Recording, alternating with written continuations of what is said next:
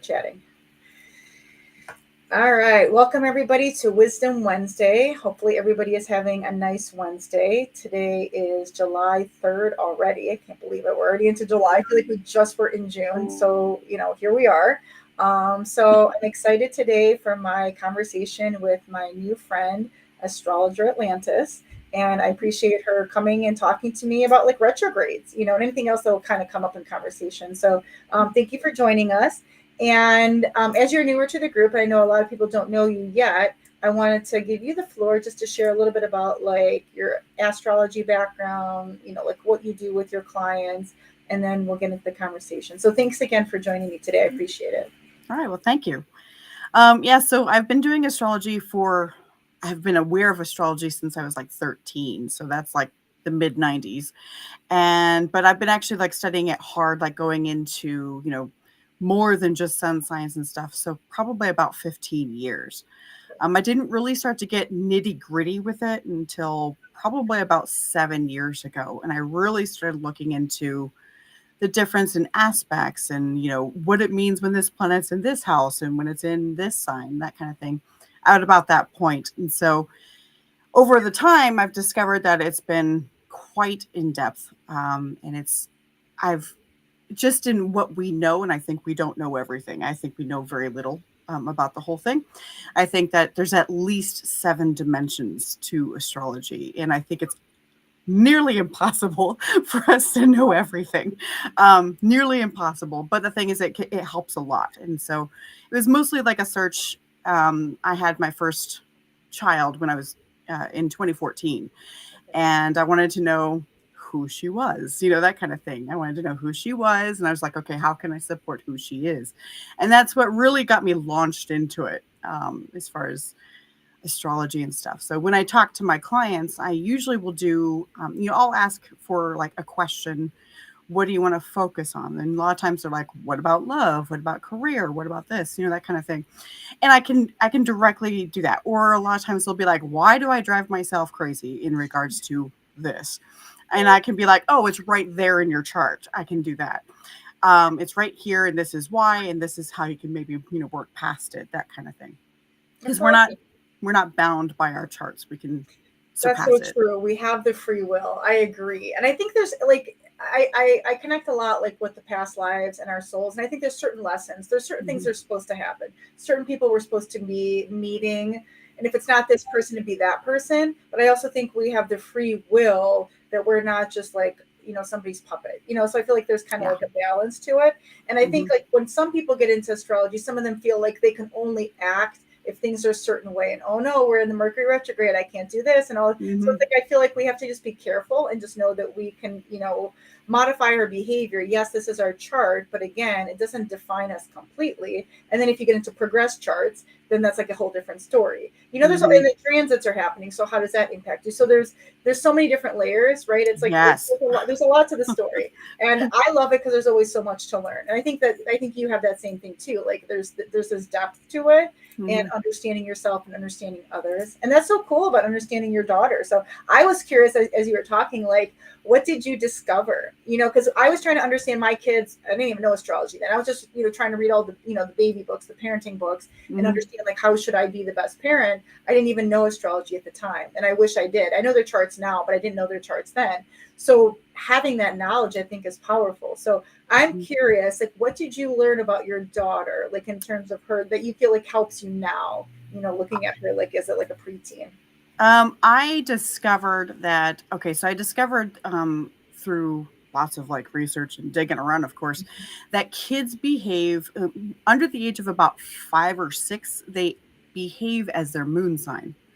They're all about the emotions and everything. Okay. So the thing is, I have a Virgo moon daughter and I have a Scorpio moon son.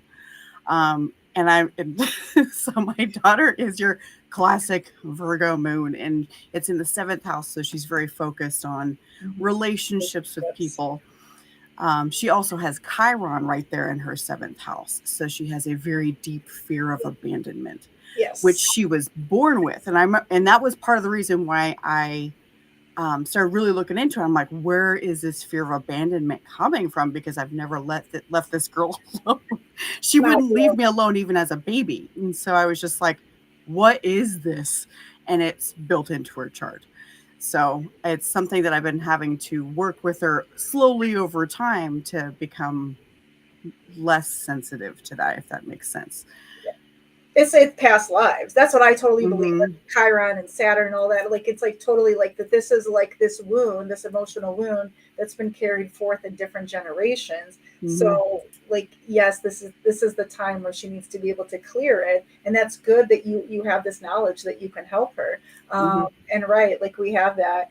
I don't have that in my seventh, but I feel like I have where my Chiron is in a different spot. But I do have some of that like abandonment stuff too. And Mm-hmm. I don't think I particularly had it either in my childhood where I felt that, but I still feel that as a part of me. So I'm guessing that must have been something that happened in a previous lifetime or many lifetimes, where it's Yeah. just there for whatever reason. And Mm-hmm. at least we know now, and we can do something about it. I think that's the power of astrology. 100%. Absolutely. That's what I like about it. So, because it tells a lot.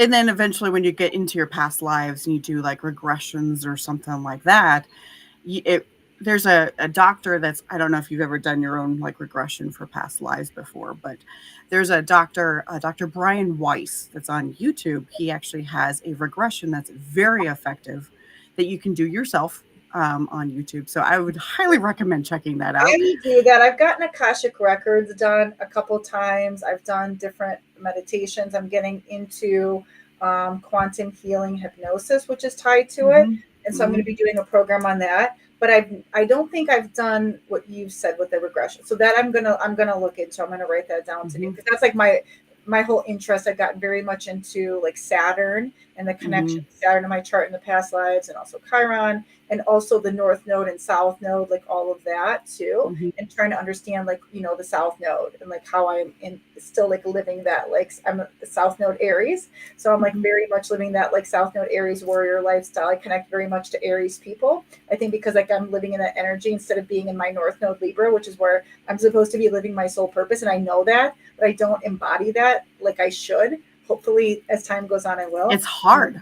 It's For hard. me, it's very hard. For me, I think whatever your North Node, that's the nature of North Node, which is why I got into Mm-hmm. the group. It's like that sole purpose. It's supposed to be uncomfortable. It's not supposed to be easy. We're supposed to push ourselves. Mm-hmm. We're supposed to like find these opportunities. So yes, for me, it's very difficult. But I know that I'm supposed to do it, so I'm at least cognizant. It's in the back of my mind. So I try to do more towards it Mm-hmm. now that I have that awareness. I think like they say, like once you hit 36, age 36, and like you Mm-hmm. have that second nodal return, you start to like have a better chance, of embodying it. I And can agree with that. Yeah. yeah, even if you don't have the awareness. But I think like with us having that awareness, that helps because we know this is what we're supposed to be doing. Doesn't mean we Mm-hmm. always do it, but at least we know it. I think that's important. So, Yes. and let's talk retrograde because that's like what we're going to talk about today. So we're Yes. right now, we were in a bunch of retrogrades in the beginning of the year. I don't remember. It was like 6 or 7 planets in retrograde. I think it was like January, February. It was very Mm-hmm. intensive. Then later came the eclipses. It's just been a lot. And I feel like we've had Oh, we've had some settle time, right? And then it's like, okay, we just went into Saturn retrograde like last week. And then I think it was mm-hmm. yesterday. Yesterday, I think we hit Yesterday for Neptune. Mm-hmm. Neptune retrograde. I'm not even worrying about Mercury retrograde because that happens all the time and we're not there yet. But those are two, I think, very powerful planets having a retrograde. So I was just thinking as you and I were talking, I'm like, that would really be a good conversation because we're living it. We're going to be living it for a period of a few months. And for Mm-hmm. those people that are like newer to astrology, or even if you've been in it for a while, like, what does that mean? So like that's what I was going to like open it up, to you. Like what actually happens, and like if we were to advise people for like how to navigate your way to like survive this and like have the best experience you can, like what would you do? So Mm-hmm. um, that's I figure Okay. let's get going. So yeah, so let's and we could talk about them individually because they're different. Because Saturn is different than Neptune. So yeah, let's start with Saturn. Sure. Like we say, Granddaddy Saturn. Like what does that mean? Yeah. That retrograde there? Daddy Saturn. That's Yeah, what I call him. yeah. Yep. And so, yeah, definitely. What I would suggest, even especially for people who are brand new to it, because there's a lot of, I'm going to call it fear mongering regarding retrogrades. Retrogrades are just a chance to let's recheck this. That's basically what that is. Let's retry this stuff. And then, so what you look at is which planet is in that's what sign and what house. So you got to know what time you were born. And if you don't know what time you were born, get a rectification done by a trained astrologer, which isn't me for that. So, but find one. There's plenty of really good ones that know how to do proper rectifications. That way you can really nail it down. And then that way, then you know what house it's really affecting, because the house matters. Because your experience, I know both you and I share Virgo rising with Pisces 7th house. But I mean, there's going to be other people with, third house Pisces and ninth house and all that stuff. And so yours and my experience of retrograde is going to be way different than what they do, which is why a lot of people are just like, astrology is crap, that kind of thing. So it's not. It's just that we're all just very different. It's so individualized, right? Yeah. Like that's why I put some questions on the group, and I'm like, what's in your second house? And people have different things, some planets, some asteroids. And it's like, yeah, of course, you're going to be living a different experience than somebody else. Two people with very similar charts, it's not identical. So right, exactly, because the house system changes every 2 hours, 2.5 hours ish. And so, but anyways, yeah. So retrogrades, the way I want to compare it to make it more relatable, because the issue that I had when I was first really starting to study this stuff, I didn't understand. I'm like, okay, so what is this? I don't understand why it's so scary. I don't understand this. And then, but the thing is I didn't realize that it really depends on whether it's touching on any of your natal placements. It could be, opposing your natal placements. It could be conjunct your natal placements, or an angle or something like that, the midheaven or whatever in your chart. That matters a lot. Because if it's not touching anything, really, you're not going to feel too much. You're not going to really notice, maybe just a general theme. Like, sometimes you'll see a Mercury retrograde go through and you're just like, well, that one didn't touch me at all. And you're like, yes, that kind of thing. But also it depends on what it is too, right? Because we're both, if you're Virgo rising, Mercury is your ruler. So we're going to be more affected than somebody else too. Correct. If you're Virgo or if you're Gemini, like you're ruled by Mercury. So there's so many different like layers to it too. Even if like, the house it's in could be empty, but it's also just having that certain rising. Yes. Affects us too. Yes. Yeah. So if you're Neptune ruled or Saturn ruled in these retrogrades, that makes it hard, a little bit more difficult. I'm not going to say harder, but it's just like, it's more to think about, I guess. So the way that I look at it, as far as like how, planets are in their houses and they reach out and they touch your stuff in your chart, it's kind of like a guitar string. So it naturally causes a vibration to the if I can speak, the guitar string, as it goes and passes through, and it goes ding, and it like causes a nice ringing noise as it goes through. But then what happens is like, but did I actually clear out what needs to be cleared out? Let's go back and find out. And it does it again. And it's like, okay, it's kind of like vacuuming. Think about it that way. It's like vacuuming. You're like, I don't think I picked up what I was supposed to right here. I need to go back over it again. It's just like that. And so, but the thing is that the first time that it went through, let's say it's kind of something difficult, like let's say Saturn, right? Saturn's all about, control and discipline and sticking to routines and that kind of thing, right? And you've got flighty Pisces, which is all about your dreams. So Saturn's going, you need to put your dreams to a routine and set up a plan. Let's do this. This is the businessman of the zodiac, right? Right. So say you've got this dream. I'm just throwing it out there. You've got this dream, and so Saturn's going through the whole thing, and it touches on, let's say, your Mars, right? So you're like, yeah, I'm gung ho to get this going, right? And suddenly, as Saturn comes to the point where it stations retrograde, and it kind of slows down in the sky, right? Suddenly, you're like, but did I do this correctly? That kind of thing. So Saturn's going backwards and going, let's try this again. And then what happens is you're like, oh, I found something else deeper down in the carpet that I'm vacuuming that I can fix up.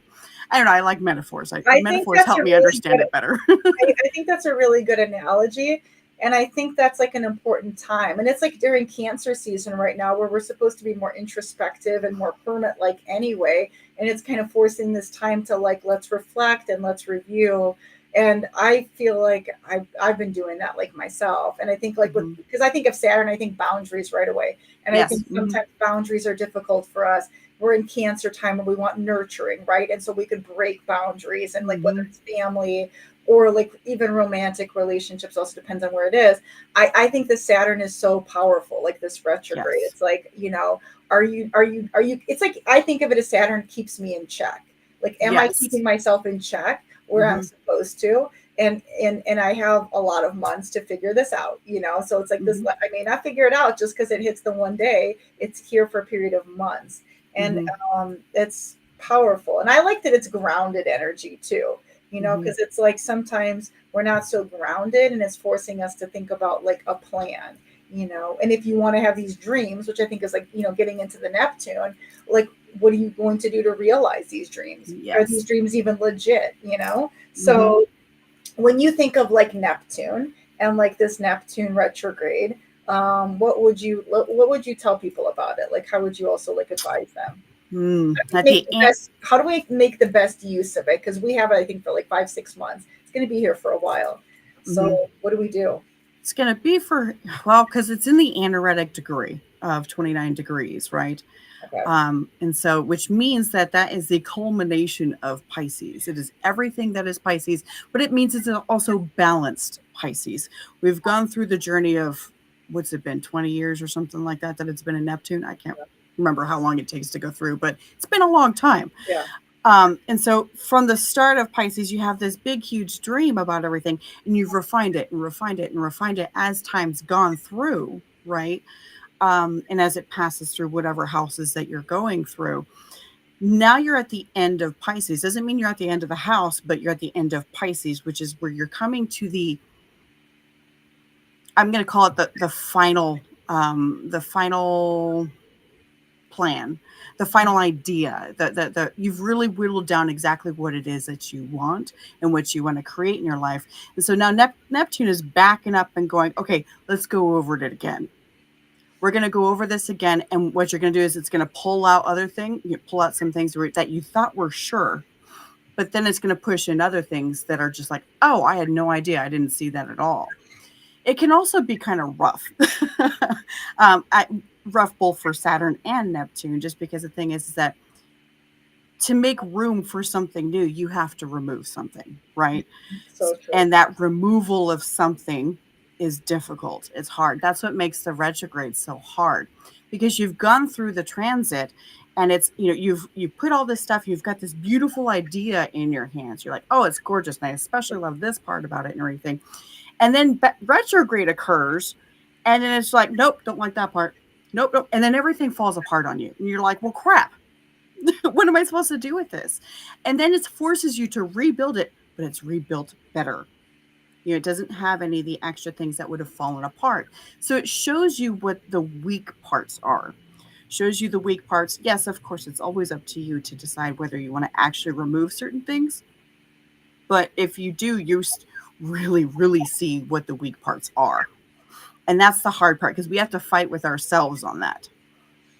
I agree with you. And I when I think of the energy too, I think about it's like sometimes we're in that Pisces energy. We're like living in like an illusion, or like this delusion. Like, we're not seeing it clearly. We're like, just in this dreamy land, and like anything goes, and all this escapism and all this. And I think it's like when we're in the retrograde, it's like forcing. Hold on a second.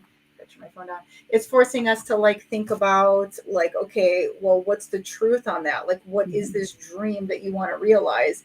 I was literally telling this to somebody like last night. And it's like, oh yeah, we're in this time, because he's Pisces. And I was just like, like, what dream do you want? Like, what is your dream? If we wave the magic wand and we can make your dream happen, like, what would it actually be? And like, let's not live in the illusion. Let's actually like take concrete steps to make it happen, which I think like kind of using the Saturn energy, to make it happen. Because Pisces is all that emotion, it's like, it's emotions are great, but emotions don't always make us act, Yeah. And it's almost like, you have to take into account the axis. So of course, across, from Pisces is Virgo.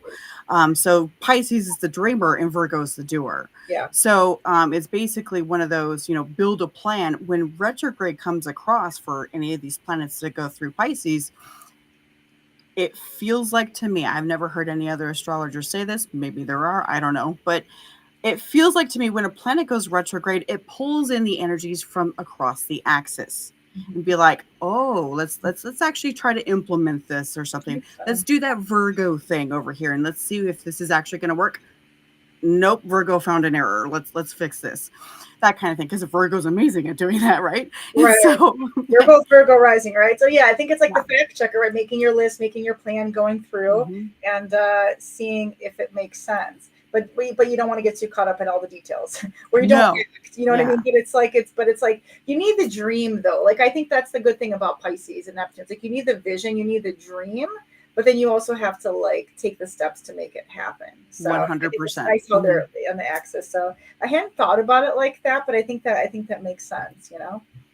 Sometimes Well, it us does to Virgos me. get a bad rap, you know. Sometimes it gets a bad rap, you know, with the nature of Virgo. So it's like, okay, let's take the high road. Like, how do you know the Virgo energy? How does it actually help us, you know, get the things done? Because dreams are great. We need the dreams, but like unrealized dreams don't do us any good because that can lead to depression and addiction, escapism, all the negative of like the Yep. Pisces, you know. Yeah, because the nice thing about Virgo and Pisces is they're mutables. So they find what doesn't work and they're like, okay, kick that out. See you later. You know, rather than fixed signs or cardinal signs, you know, of course, cardinals are all about starting stuff and everything, but fixed signs will hold on to it forever. Meanwhile, Virgo's like, no, get that out of here. So I think that's one of the best things about the whole axis. Yeah, I think it's interesting too when you look at somebody's chart that way too, because I'm always analyzing, you know, their different energies, and I always associate a lot with my cardinal, but actually I have more mutable in my chart. I didn't even like really realize that till like recently because I wasn't analyzing it all because I think of all my cardinal energy because I have the Cancer and I have the Libra, and I feel like I do lead with that, and I don't always finish things. But it's like that mutable is important too because it's like the ability to change and not get stuck in things too. Yes. You know, but I don't have a lot of earth in my chart. I mean, yes, I have my Virgo rising, but sometimes I don't feel it's even strong enough because that's it's the only earth I have in the whole chart. So I feel like I wish I just had more, which is I think why I gravitate to people who have more earth in their chart because they help ground me and I can bring, you know, my air energy, you know, because I have a lot of air energy. I can bring that and like my ability to want to change things, you know. I feel like that's important too. But yeah, we need that balance. And I think knowing astrology helps, and like, you know, just knowing these retrogrades because they're with us for a period of time, and like how do we use them in a positive way, because we don't want to live in doom and gloom for the next 4 to 6 months that we're in these energies, you know. Yeah, we just want to just see the opportunity to change things and take it. And that's the thing, is having the courage to take it. Otherwise, Daddy Saturn will come in and make you take it. So that's the thing about Saturn, is that he kind of forces stuff to change, as far as that's concerned. And when I say he forces it, he makes it very, very difficult for you to not change. Very, very difficult. So it kind of forces you into changing it. Yeah, I think this whole year, like I feel like last year also was like a big transformative year too. But I think it's like this year as well. I think more people are getting into their spirituality and waking up to all of this. I've had more people like get interested in tarot and astrology, whereas they used to think it was fluff or not valid, but they're kind of like, well, maybe there could be some validity. Maybe I do need an answer in a different way. And I think more people are starting to like see all of this. Whereas, you know, that wasn't the case before. And like seeing like healing in a different way than what they were seeing, you know, the traditional healing, it's like, what are all these different modalities? What are different things I can do, you know, and opening their minds to it, which is what I like about astrology. Yeah. Yeah, absolutely. And like, especially in the last, I'd say 4 years, in the last 4 years, there's been a giant awakening of people willing to consider something else, willing to consider different paradigms than what they were in before. And it's been a ride in seeing this stuff, because a lot of times when you're investigating something brand new like that, you fall into, I call it a spiritual psychosis. Every single one of us does this. And so every single one of us, and you fall into it and you're like, oh, I have all these answers out here. And you lose yourself and you forget that you need to live your day-to-day life too. and enjoy yourself, because that's why you're here in the first place. You're not here to figure out all the answers on the planet. Maybe that's just a me thing, but I relate to you on that, because you can get caught in the spiritual world and forget that you need to live in the physical world, right? So yes, and enjoy it. Enjoy, just looking at the flowers, going for a walk, spending time with your family, whatever, all that stuff. But meanwhile, everybody wants to bury themselves in new age spiritual stuff about, gnosis and what, all that stuff. And I say this because I did that. So fascinating. It's all fascinating, right? It's like, but it's also like about balance too, and making balance. sure, yeah, because Mm-hmm. that's my Libra. Because my Libra, I could get very unbalanced and get very Yes. interesting. So it's all about, okay, like, okay, we can do this, but like also let's make sure that we're living our life. Let's make sure we're doing our job. And then yes, you can still build in your time for your spirituality, and yes, you can do this for your business. But yeah, it's about the balance. So yeah, I think nature, it's the nature of life. But if people get excited about things, they want to explore it, they want to go Oh yeah. delve into it. And we're here, we're here for that, like, Yeah. I think if you have a gift for this, right, like if you can give people some type of healing or some type of answers in this way, and they're like at a crossroads and they're not finding the answers in another way, that's why they need us. The people come to, they want a tarot reading because they don't know what to do, they don't know Yeah. what's going on. It's like they need this. Or if they want to understand their chart, because you can understand yourself with psychology and look at all the different theorists, but I think this is different, and it's always changing because the sky is changing. So yeah, I mean, I swear to it, this is like, I feel like with astrology, like this is going to be something I'm going to like do Oh yeah. till the day I die. Like it's not changing. And I waver on lots of things. I'm Gemini stellium. I could get into lots of things, but I always like, getting back to astrology. Let's see what's going on right now, where it is in the world. So Yeah. yeah, just spreading the mission. Yeah. So it's awesome. So yeah, I'm glad we were able to have this chat and talk about the retrogrades, and I appreciate you being in the community and getting active and like sharing your knowledge, because you're definitely like, there's a lot of depth. You've been doing this for a while, and just being able to look at a chart and just talk about the aspects and conjunctions and like understanding, oh, this is aspecting this, or this is at a square. Not everybody's at that knowledge base yet, but I wasn't either like a year ago. I could say like knew it some, but didn't really understand it fully. So it's like, I feel like, even in my group, I was able to kind of like learn and grow, and people are here along their journey, and just like picking it just from dialogue, you start picking it up like, oh, what is a square in my chart? Where are they? And what does that mean? And what do these two planets mean when they're in opposition? And like, there's so much more to the story than just your big three. I'm like, the big three to me, like, I don't even get into that as much. I'm like, I want to know, like, okay, where's your Saturn? Where's your Chiron? What oppositions? How many red lines do you have? All these kinds of things. Like, that's what people are interested in, not the basic. And I think like people want that. They want to go deeper. They want to know those other things than they're going to just get in a regular horoscope. So. Absolutely. And the thing is, they want to understand themselves better. Because a lot of times I had a conversation with my brother and his fiance a few weeks ago, and they were never really into this whole thing, but they're like, well, let's call Atlantis. Let's see what she has to say about this stuff. I had a 3-hour-long conversation with these two about their charts and their Saturn returns and all this other stuff and everything.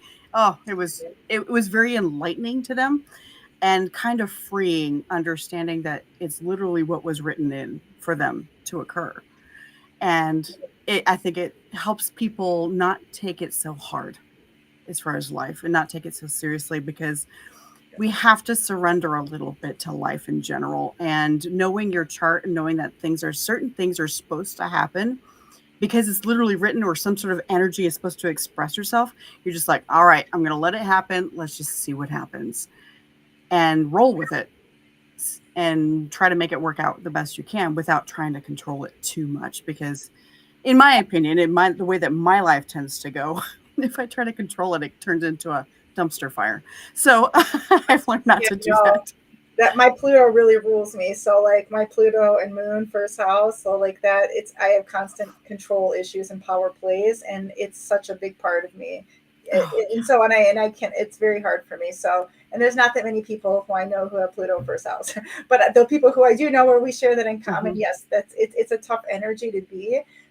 So you're right, that you have to surrender some, you have to like understand that this is whatever your placements are, those are a part of you, that's what you asked for in this Mhm. lifetime. That's what I truly believe. I think you believe this as well. So if you're Mhm. connected to like what you believe in the past and what your soul is experiencing, and our soul chose this. That's why I nicknamed one of the group chats like our soul chose this, like with the North Mhm. Node. Like you can complain about why is my life like shit and why is things of this. Okay, well, okay, yes, but this was chosen. You chose this, so accept it Yes. and make the best of it, because some people have an easier reality in our mind. But again, it's always the grass is greener. We might think somebody has a certain reality and it looks on the surface a certain way, but again, that could be also deceptive. People Yes. create a certain perception. It's not really true. And they might think like, hey, you have this great life and all this because that's what they see. And maybe in comparison, that seems better to them. So it's like, whatever. We have the hand we're dealt. So let's make the best Mhm. out of this hand. And try to help others, and live in the purpose of what you're supposed to do, even if it's tougher. And maybe if we do the things we're supposed to do this time around, then in the next Mhm. lifetime, we'll have an easier ride. That's what I'm hoping for. Right. So, Yeah, yeah, I have a whole conversation about that I yeah, could go into, which I won't, but another for sure for another time, right? Because that's what I've gotten so much into, because I think astrology really opens the door to that, because it's not yes, just it does. now, it's like who were you before and who do you think you're going to be coming up. And it's, yes, Mhm. you have to be mindful in the moment and living in the present, but also I think having that awareness and understanding helps too. 100%. Absolutely. Mhm. Awesome.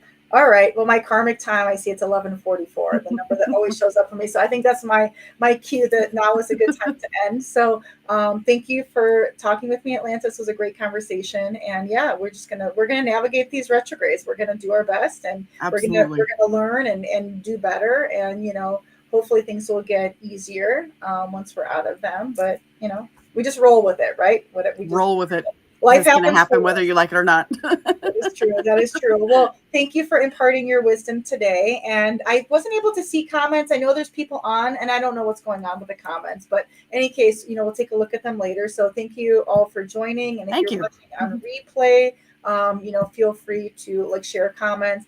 And Atlantis, if anybody wants to reach out to you, if they would like a chart interpretation, I know you do tarot, you do all different kinds of things, spirituality. Mhm. What's the best way for somebody to connect with you? Connect with me on Facebook. My name on there is Atlantis Waites. Okay. Waites is spelled Waites. I'm the only one on there, as far as I know. And so check me out. Send me a message through there. If I'm not friends with you already on there, invite me to be a friend. Otherwise, your message goes to like the spam box, and I check that maybe once a week. So please, it's not about you. Please just send me a friend request. That way, then I can see the message right away, and I can work Or they with can you message regarding you in the whatever's going on. community. They can message on this video. They can message in the community, Oh because she's yeah. answering different questions too. So if you want to know how she could help you, Hmm. just write her that way. Because I know I have people also would message me on the messenger. We're not friends. I don't know who they are. I don't check it all the time either. Sometimes I think people are just trying to sell me on certain things, so I don't always like respond. A lot of times, So, yeah. the nature of the coaching world. So yeah. So your message, and I know when I looked at your page, you had a lot of great offerings. Your prices were very reasonable, so you're doing great things. So yeah, so if somebody needs something that you were offering, like look into her, just check out the page and see, because you never know what you need at the moment. I think it's always good to like have resources in case, like when you do need somebody, you don't have to be scrambling and you're like, okay, it's Mhm. time for a reading, so Yeah, definitely. And a lot of stuff I focus on my page is like spiritual humor because I'm all about you got to keep laughing through the I do. whole thing. I'm loving So, the humor too. So I'm a sometimes we need to laugh. Like that's nature. We need yes. to laugh. All All right. right. Well, Sounds thank you so much for having me. good. I do Thank appreciate you that. for coming. Have a good rest of your Wednesday, and everybody have a good rest of the Wisdom Wednesday. And I will be back Friday with Ashley to talk about the new moon. So that's coming up in 2 days. So we have a new moon, which is a great opportunity to manifest. So start thinking about your wishes, everybody.